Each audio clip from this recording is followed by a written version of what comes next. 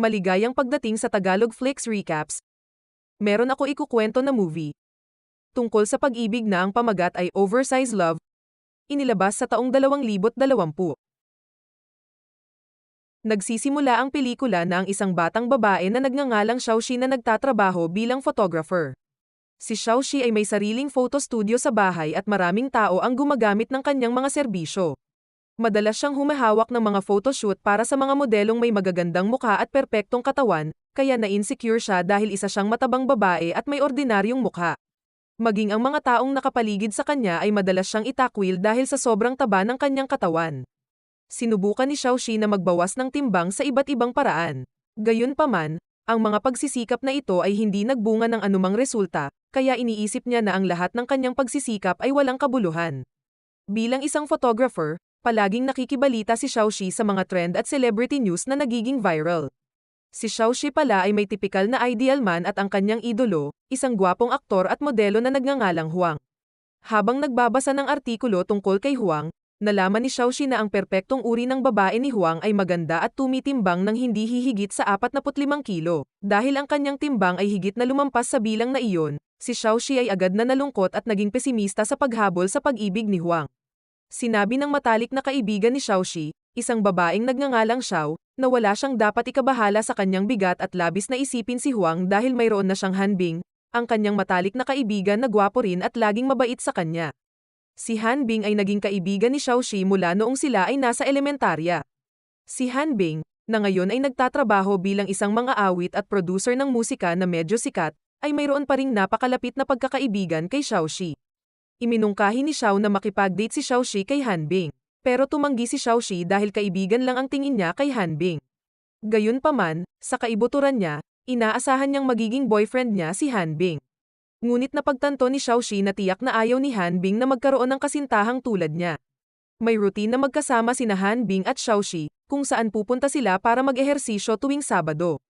Pagkatapos ay ipinaalala ni Xiao kay Xiaoxi ang kanyang gawain at si Xiaoxi ay nagmamadaling umalis upang salubungin si Hanbing. Pagkatapos ay lumipat ang eksena at nagpapakita ng flashback kung saan unang nagkakilala sina Hanbing at Xiaoxi. Noong panahong iyon, madalas na binubuli ng kanilang mga kaeskwela ang matabang Hanbing at hindi siya naglakas loob na labanan ang mga ito. Dumating si Xiaoxi at ipinagtanggol si Hanbing mula sa kanyang mga kaaway. Simula noon, naging magkaibigan sila at naging sobrang close. Si Xiaoxi rin ang unang nakakilala sa talento ni Hanbing sa musika at hinikayat siyang tuparin ang kanyang pangarap na maging isang music hero. Paglingon sa kasalukuyan, nakita sina Xiaoxi at Hanbing na magkasamang nag-eehersisyo, ngunit makalipas ang kalahating oras, si Xiaoxi ay pagod at nakahiga sa damuhan. Pagkatapos mag-ehersisyo, nasanay sina Xiaoxi at Hanbing na tangkilikin ang mga pagkaing kalye at kainin ang lahat ng gusto nilang pagkain. Maraming tao ang tila nagulat nang makita si Xiaoxi na nakaubos ng maraming pagkain na higit pa sa isang ordinaryong tao. Gayunpaman, hindi alintana ni Hanbing na katabi niya ang kanyang mga gawi sa pagkain na kumakain ng malalaking bahagi ng pagkain at palaging ginagamot siya. Maging si Hanbing ay palaging sinasabihan si Xiaoxi na maging mas kumpiyansa sa kung sino siya dahil, para sa kanya, si Xiaoxi ay isang magandang babae. Pagkatapos noon, nagpa siya sina Xiaoxi at Hanbing na mag-shopping. Dahil sa kanyang timbang, ang pagbili ng mga bagong damit ay isang nakakatakot na aspeto ng kanyang buhay. Tila interesado si Xiaoxi sa isang magandang puting damit at gustong subukan ito. Ngunit dahil sa sobrang taba ni Xiaoxi, napunit ang mga botones ng damit, kaya kinailangan niyang bilhin ito dahil ang policy ng shop ay nice to see, nice to hold, once broken considered sold. Tinanong ni Hanbing si Xiaoxi tungkol sa mga bagay na gusto niya para sa kanyang kaarawan. Tahasang sinabi ni Xiaoxi kay Hanbing na gusto niyang makipag-date sa isang gwapong lalaki sa kanyang kaarawan. Sa pag-uwi, nakita ni Xiaoxi ang isang kuneho na nasugatan. Naawa siya at nagpa siya na iuwi ang kuneho at gamutin ang sugat. Gayunpaman, lingid sa kaalaman ni Xiaoxi, kakaibang kumikinang ang mga mata ng kuneho. Kinaumagahan, nagulat si Xiaoxi sa napakaraming tao na nagkukumpulan sa harap ng kanyang bahay, kung saan balak nilang umupa ng photo studio para mag-photoshoot ng isang sikat na artista na walang iba kundi si Huang. Labis na kasiyahan ang naramdaman ni Xiaoxi dahil direkta niyang makikilala ang kanyang idolo na artista. Akala niya noong una ay panaginip lang ang lahat, ngunit talagang dumating si Huang at tumayo sa kanyang harapan. Pagkatapos ay sinabi ni Huang kay Xiaoxi na siya ay may magagandang mata at napakaangkop na maging isang modelo kung siya ay may perpektong timbang. Pagkatapos ay nakaramdam ng labis na pagka-flatter si Xiaoxi nang marinig ang mga salita ni Huang. Pagkatapos noon, hindi niya sinasadyang narinig nang binalaan siya ng assistant ni Huang na huwag lumapit kay Xiaoxi dahil ang kanyang katabaan at hindi kaakit-akit na tangkad ay makakaapekto sa kasikatan ni Huang. Dahil doon, desidido si Xiaoxi na magpapayat para makatabi niya si Huang. Si Xiaoxi ay nasa isang napakahigpit na dieta at mas nag-ehersisyo. Gayunpaman, ang kanyang mga pagsisikap ay walang kabuluhan dahil 2 libra lang ang nakuha sa timbang niya. Nang gabing iyon, si Xiaoxi, na nakakaramdam ng pagkabigo at desperado, ay biglang nakita ang kuneho na tinutulungan niyang tumalon pataas at pababa patungo sa pinto, na parang sinusubukang idirekta siya sa kung saan. Nagmamadali siyang sundan ang kuneho, dinala siya sa isang lumang bahay na walang nakatira. Matapos makapasok doon, ang kanyang katawan ay mahiwagang hinigop sa ilalim ng sahig ng bahay, at siya ay biglang nasa ibang mundo. Pagkatapos ay nakilala ni Xiaoxi ang isang misteryosong matandang lalaki na nagbibigay ng magic potion na sinasabing kayang pagbigyan ang kanyang mga kahilingan. Pagkaalis doon at pag-uwi, humigop si Xiaoxi ng magic potion at natulog. Kinabukasan, nagulat si Xiaoxi nang malaman ang malaking pagbabago sa kanyang sarili, kung saan ngayon ay pumayat at gumanda ang kanyang katawan. Ang akala ni Xiaoxi ay panaginip lang, pero nangyari talaga. Pagkatapos ay nakatanggap siya ng tawag mula sa assistant ni Huang na humihiling sa kanya na pumunta sa lugar ni Huang at isumite ang mga larawang kuha kanina.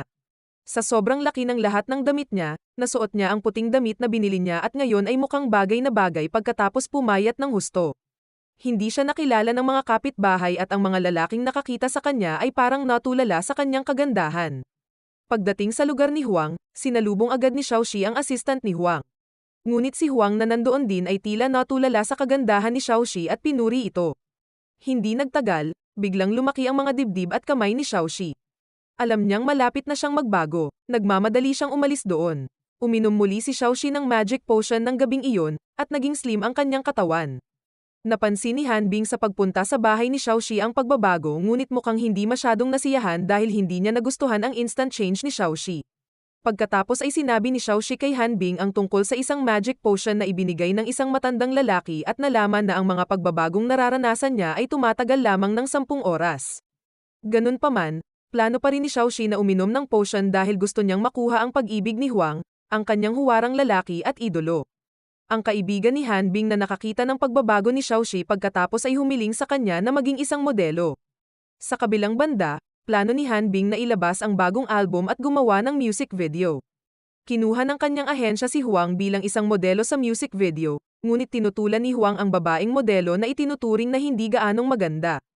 Nang dumating si Xiaoxi upang makita si Hanbing, nakita siya ni Huang at nabighani, pagkatapos ay hiniling sa direktor na gawing modelo si Xiaoxi para sa video clip.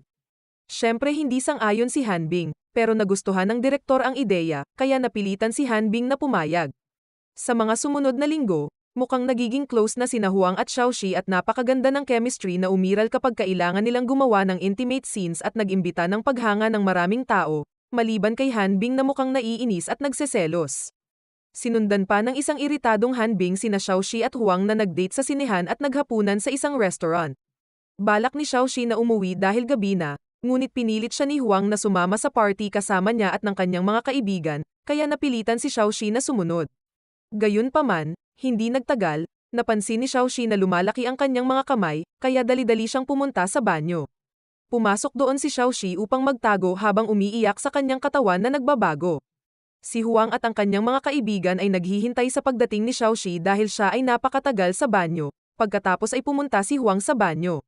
Dahil alam niyang bumalik na si Xiaoxi sa normal niyang katawan, sinugod siya ni Hanbing habang may dalang mascot costume para makatakas siya ni Huang at ng mga kaibigan nito. Nang ilalabas na niya si Xiaoxi doon, tila binati ni Hanbing ang ilang matabang babae. Nang makita ito, pinayuhan ni Huang si Hanbing na makihalubilo sa mga magagandang babae na may perpektong katawan upang hindi masira ang kanyang imahe. Nang marinig ang mga salita ni Huang, nalungkot at nadismaya si Xiaoxi dahil hinuhusgahan lamang ni Huang ang isang tao mula sa kanilang pisikal na anyo, hindi mula sa kanilang puso. Pagkatapos ay hinatid ni Hanbing si Xiaoxi sa bahay, kung saan sinabi niya na malaki ang ipinagbago nito, hindi tulad ng Xiaoxi na kilala niya. Sinabi ni Hanbing na makukuha ni Xiaoxi ang sinumang lalaki na gusto niya nang hindi binabago ang kanyang hitsura at kung sino siya. Alam ni Xiaoxi na hindi bagay ang sinabi ni Hanbing dahil naging katulad din siya ng iba, tinatanggihan siyang makipagkaibigan dahil sa taba ng katawan nito. Kahit na sa oras na iyon, si Xiaoxi ay nahulog sa pag-ibig kay Hanbing. Ngunit nang marinig ang kanyang mga salita, nasaktan si Xiaoxi at nabaon ng malalim ang kanyang pagmamahal kay Hanbing. Pagkatapos nito, sinabi ni Hanbing sa kanyang kaibigan na nahulog siya kay Xiaoxi. Pero nabalitaan niya sa mga kaibigan niya na walang nararamdaman si Xiaoxi para sa kanya at kaibigan lang ang tingin niya nito. Isang gabi, habang naghahapunan si Hanbing kasama ang kanyang music director at mga crew, nakita niya si Huang at inaway niya ito dahil kay Xiaoxi. Tinanong ni Hanbing si Xiaoxi kung hindi ba siya interesado sa reaksyon ni Huang nang malaman niya ang totoo niyang katawan. Gayunpaman, tumingin lang sa ibaba si Xiaoxi habang isiniwalat niya na ganoon ang timbang ni Hanbing noong nasa junior high school pa sila.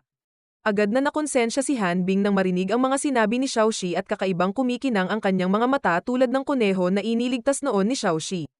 Pagkatapos ay sabay na naghapunan sina Xiaoxi at Huang, kung saan tinanong siya ni Xiaoxi kung ano ang iniisip niya kung ang kanyang katawan ay tataba balang araw. Gayunpaman, sa halip ay nagsalita si Huang tungkol sa kanyang sarili at sa kanyang buhay. Si Xiaoxi, na ayaw niyang iwanan si Huang, ay bumalik sa lumang bahay at humingi ng magic potion para tuluyan siyang gumanda at pumayat. Ang misteryosong matandang lalaki ay nagbigay ng magic potion ngunit binalaan siya ng malaking kahihinatnan na dapat niyang harapin. Nabulag sa pagnanais na maging kasintahan ni Huang, si Xiaoxi ay nagmamadaling kumuha ng magic potion at pumayag sa lahat ng mga kondisyon. Agad na ininom ni Xiaoxi ang magic potion at kasabay nito, nagsimulang mawala ang alaala ni Hanbing kay Xiaoxi. Sa araw ng pagpapalabas ng music video, naglakad si Xiaoxi papunta sa lugar kung saan ginaganap ang press conference. Pero parang iniiwasan ng lahat. Sinubukan ni Xiaoxi na kausapin si Huang, ngunit umiwas si Huang at hindi siya pinansin. Pagkatapos ay pinalibutan ng mga reporter si Xiaoxi at inakusahan siya ng plastic surgery sa kanyang katawan upang mapalapit kay Huang. Sinabi ni Huang na siya ay nasa isang seryosong relasyon sa ibang babae at walang relasyon kay Xiaoxi upang iligtas ang kanyang imahe.